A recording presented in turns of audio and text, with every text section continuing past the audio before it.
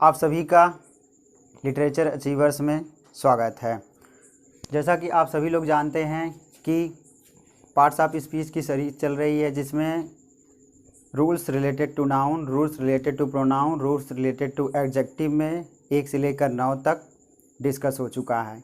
अब आपकी जो है उसी सीरीज में सब सीरीज जिसे बोला जाता है वो शुरू हो चुकी है, जिसका नाम वर्ब है, जिसमें rule number 1, rule number 2, rule number 3 जो है आपका डिस्कस हो चुका है। आज जो आपका रूल है आप लोग देख रहे होंगे यहाँ सामने, रूल नंबर 4 है, जो कि आपके हर एक कॉम्पिटिटिव एग्ज़ाम्स के लिए अति महत्वपूर्ण है। तो ध्यान से आइए, आप लोगों के साथ सीखते हैं इस रूल को, किस तरीके से इसका हम जो प्रयोग करेंगे अपने आने वाले कॉम्पिटिटिव एग्ज़ाम्स को सही से बीट करने के लिए। तो उसको देखते हैं। आपका रूल्स ऑफ वर्ब में रूल नंबर 4 है, यदि 2 या अधिक सिंगुलर सब्जेक्ट, यदि 2 या 2 से अधिक singular subject either or, neither, nor, or या नार से जुड़े हो तो वर्ब क्या होगा आपका? सिंगुलर होगा। बहुत ध्यानपूर्वक ध्यान दीजिएगा आप लोग। फिर से देखते हैं, यदि 2 या अधिक यानी कि 2 से अधिक singular subject either or, neither, nor, or या नार से जुड़े हो तो वर्ब सिंगुलर होगा। तो वर्ब सिंगुलर होगा, तो वर्ब क्या आपका होगा? सिंगुलर होगा। कैसे उसको जानेंगे? तो उसको हम देखेंगे एग्जाम्पल्स के माध्यम से। आपका एग्जाम्पल द वेरी फर्स्ट है, either Munni or Chunni have stolen the book, has stolen the book. ध्यान दीजिएगा, either Munni or Chunni, either Munni एक आपका सब्जेक्ट आ गया, आर चुन्नी 2 हो गए, लेकिन हो गए कितने? हो गए 2, लेकिन आप इसको देखेंगे आर यहाँ पर है। ठीक है, ध्यान दीजिएगा, इसी पर पूरी व्यवस्था सेट है।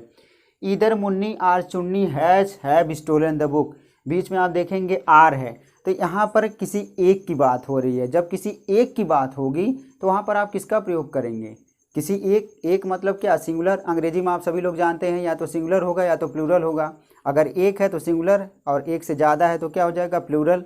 यहाँ पर क्या है तो यहाँ पर 2, लेकिन किससे कनेक्ट हैं लोग? वो आर से कनेक्ट हैं। तो फिर जब आर से कनेक्ट है तो एक एक की सेपरेट बात हो रही है। जब एक एक की सेपरेट बात हो रही है तो either Munni or Chunni have stolen the book, या तो मुन्नी या तो चुन्नी ने हमारी बुक को चुराया, या बुक को चुराया आप बोल सकते हैं। तो यहाँ पर आप देखेंगे ईदर मुन्नी आर चुन्नी, मतलब मुन्नी 1 है और चुन्नी 2 हैं। ये क्या है?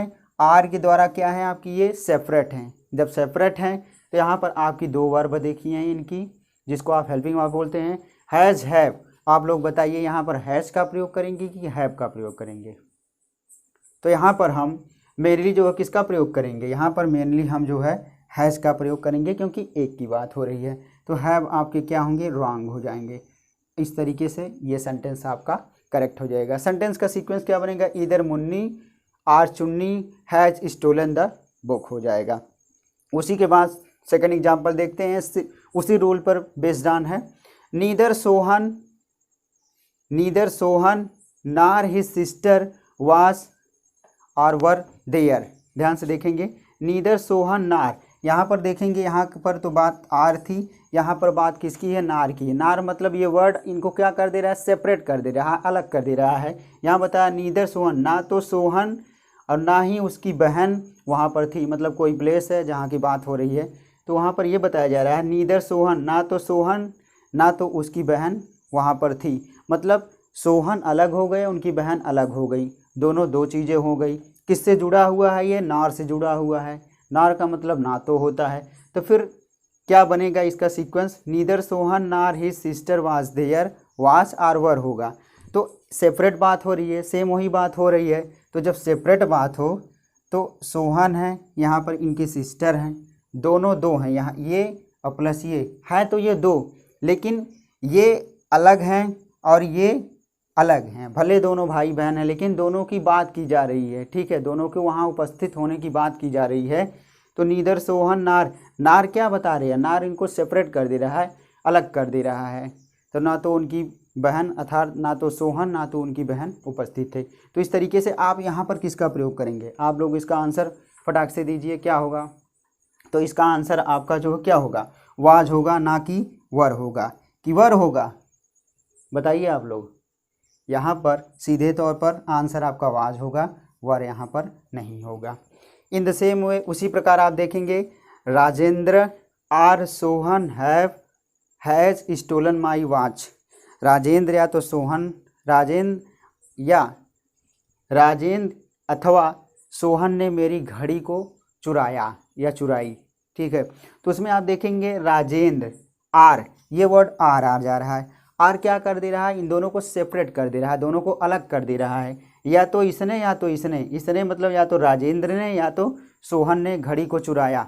तो जब सेपरेट हो जा रहे हैं तो आप लोग ये बताइए, वहाँ पर हैव का प्रयोग करना उचित रहेगा या हैज का प्रयोग करना उचित रहेगा? कौन सा प्रयोग करना उचित रहेगा? तो वहाँ पर जो है आपका, भले ही दो लोग हैं लेकिन सेपरेट वर्क हो रहा है इन दोनों के द्वारा। सेपरेट काम एक ही हो रहा है लेकिन एक साथ नहीं, अलग अलग तरीके से हो रहा है, सेपरेट जोन में हो रहा है। तो जब इस तरीके की सिचुएशन बनती है तो ये रूल ये बताता है, भले एक हो या एक से ज़्यादा हो, अगर आर अथवा नार से, आर या नार से जुड़े हों तो उनके साथ हम हमेशा किसका प्रयोग करेंगे, सिंगुलर वर्ब का प्रयोग करेंगे। ये आपका नियम चिल्ला करके बोल रहा है कि इस तरीके की चीज़ें होनी चाहिए। तो यहाँ पर उसी चीज़ को हमको अप्लाई करना है, लागू करना है कि राजेंद्र आर सोहन हैव होगा कि हैज़ होगा। तो आपको ये पता होना चाहिए हैव क्या है, हैव आपकी प्लूरल वर्ब है। हैज़ क्या है, हैज आपकी सिंगुलर वर्ब है। सिंगुलर वर्ब का प्रयोग सिंगुलर सब्जेक्ट के साथ, प्लूरल वर्ब का प्रयोग प्लूरल सब्जेक्ट के साथ। तो यहाँ पर किसका प्रयोग करेंगे हम यहाँ पर हैज़ का प्रयोग करेंगे, ना कि हैव का प्रयोग करेंगे। तो हैव आपके क्या होंगे, क्रॉस हो जाएंगे, गलत हो जाएंगे। और जब वो क्रॉस होंगे तो बचेंगे हैज़, और वो सेंटेंस को क्या करेंगे, करेक्ट करेंगे। कैसे करेक्ट हो जा रहा है, Rajendra are Sohan has stolen my watch. इस तरीके से बहुत सारे एग्जाम्पल आप लोग लीजिए, उनका प्रयोग आप लोग बार बार कीजिए। ना समझ में आए तो चीज़ों को ज़रूर कमेंट सेक्शन में आप लोग लिखा करिए। Thank you so much. Always be the part of literature achievers. Literature achiever is always with you. Thanks a lot again.